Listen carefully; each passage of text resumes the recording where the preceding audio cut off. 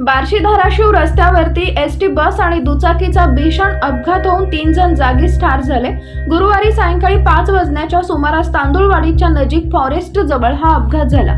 या अपघातात मृत झालेल्यांमध्ये कार्तिक रोहित यादव वय वर्ष 17, ओंकार अनिल पवार वय वर्ष 20 व ओम दत्ता अतकरे वय वर्ष 22 सर्व राहणार धाराशिव यांचा समावेश आहे।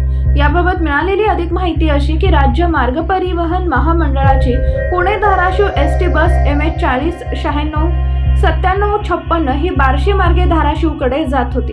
सायंकाळी 5 वाजण्याच्या सुमारास धाराशिव येथून दुचाकीवरून 3 जण बार्शीच्या दिशेने येत असताना दोन्हीही वाहनांचा तांदुळवाडी नजीक भीषण अपघात झाला।